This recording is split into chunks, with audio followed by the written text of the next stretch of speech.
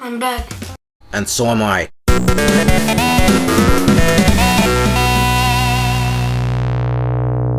Hey YouTube, Justin here. Today we're going to be doing something different. Instead of being like every other fucking YouTuber milking this thing out for the cringe, we're going to review Misha music for what it is. Music. During the writing of this review, I had to listen to his music, on loop, because when I'm reviewing someone's work, I have to further examine it despite how bad it might be. Trust me, it helps. Donc, sans la dire le prochaine, on a commencé. Because, for example, in the Pokemon Go song, Misha goes off to a C sharp where it's supposed to be D, or his singing touches around the emphasized note but it ends up sounding detuned. What I can say for this is to get a good grasp of the key your song is in, and practice as much as you can to get it within the right key. For example, sing while the melody by itself plays and listen closely to yourself to know when you've hit a wrong note. Go back and try again, or just practice that one note if it helps. Now, I may not have experience with this, but I know a thing or two about professional choreography in general. Now, for dancing to the music, instead of having a borderline spasm, why not just simply sway to the music? To make it basic so you don't have to personally worry about making a scene or having people harping on your act on the internet, just do some swaying to the side with your music, or even emphasize walking to the beat. It's pretty easy and seems to be a more subtle addition to the music video. Or you can actually dance to the music if it's the type of music you dance to. Take lessons, learn from YouTube, copy a dance with some music, whatever works for you. This is just lazy, but I can understand why people do this. They don't like recording the same thing over and over again, but even then it's just downright slothful and blatantly obvious. Especially when it's a simplistic song that's easy to sing. It comes off as unrealistic even though it's possible. The only thing I can suggest is to make an extra effort to record more despite how repetitive the lyrics are, which makes an easy scapegoat to loop a part of a recording. By itself, it's not really anything that stands out because the singing does most of the work, but even then, that doesn't mean it can't be criticized. The quality of the music is very top tier. I couldn't even tell if it was made with a DAW like FL Studio or Ableton. That means something. The melodies and chords are tonal and respect the scales they are assigned to, like E minor, F major, and so on. Also, the volume is well balanced and it's generally nice to listen to, even the more harsh-mooded songs. But it wouldn't hurt for the guitar solos to be more longer and more flexible. Now, why I say this is because the guitar solo just feels suspended and static, unlike most guitar solos that go all out and provide exposure of what hidden potential the instrumental can unveil. See, what makes lyrics very memorable is not only the leitmotifs they're sung to, but the meaning behind the lyrics themselves. What message they convey to the listener and what they can take from it. For example, Try Everything by Shakira motivates the listener to not let anyone, despite what they say, stop them from achieving their goals, and that despite what they want to do, whether it's unorthodox or not, shouldn't be a justifying factor for giving up. Hence why the song is called Try Everything.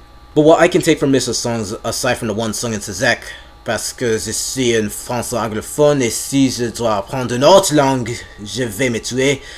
The only thing I can take from the songs at the end of the day is that there are certain popular YouTubers that I should steer away from because they're cancer. Misha makes more money than me and X Chromosome. He plays games and buys merchandise of it, and that he's the best YouTuber. These kinds of things aren't anything to take into consideration because it doesn't apply it to my life. In fact, not many people can relate with some of the morals of the songs. For example, best YouTuber, that's egotism, and YouTubers being cancer. It's a brittle and poor excuse of an argument to persuade audience members to not watch these people's content. Those aren't morals, they're just sentences with little to no meaning. But one good hit on the nail is games, adding a new preference to your gaming roster. People can take something from that point alone, to play more games. And that can be a good thing because people's lives are generally stressful, and it wouldn't hurt to have an escape from those troubles. Especially if it's a mind game like Tetris, Sudoku, or something like that, then it's an escape with a benefit, and that is always a plus in my book. See, your lyrics have to actually mean something, because if you just make a song about things in your life instead of applying it to a general subject, then not many people will learn anything from what you compose. Unless if they want to be like you, or they want their life to be more like yours, then that's all they can take from those points. What I can suggest is for you to expand on the topics of your songs instead of appealing to the trends. Or hell, even try appealing to more trends than just what you're into. You can learn a lot not only from what you're singing about, but also the people around you and how expansive their lives and preferences can be. And finally,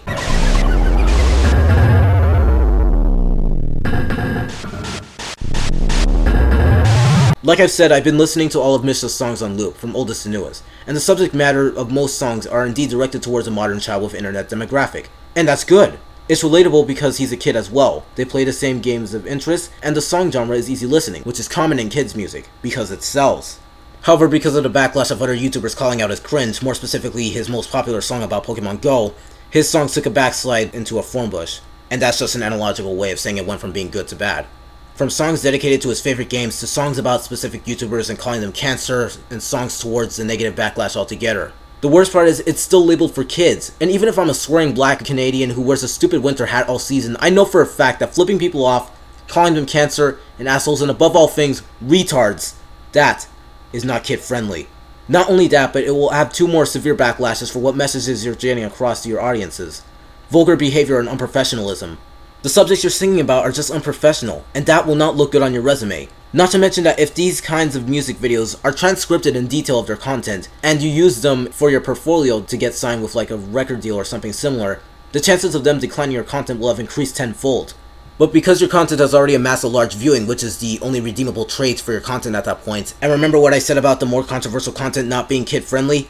Well, think about how many young fans of yours were exposed to this kind of inappropriate material, despite you apparently warning the kids to stay away from certain YouTubers because their content is also toxic. But yet you're making yourself look like a hypocrite by doing the same thing.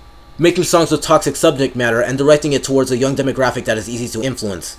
And it can end up really bad. Don't believe me? Here's an example.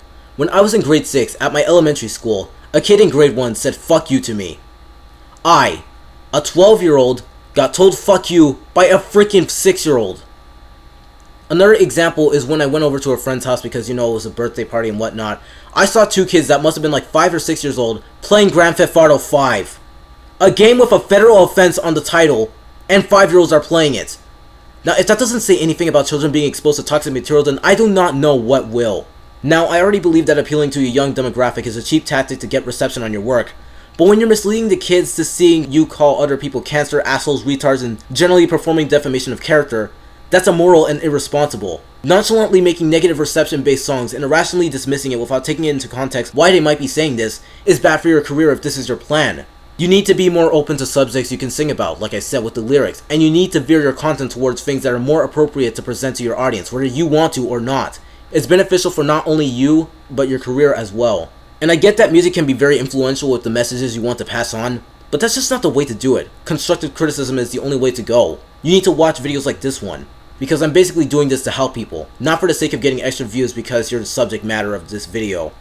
It doesn't matter anyway, I make like $0.001 a decade on YouTube anyway. So to sum this up, it's time for the overview. And all I can say for... Okay, can you stop with the crescendo? God.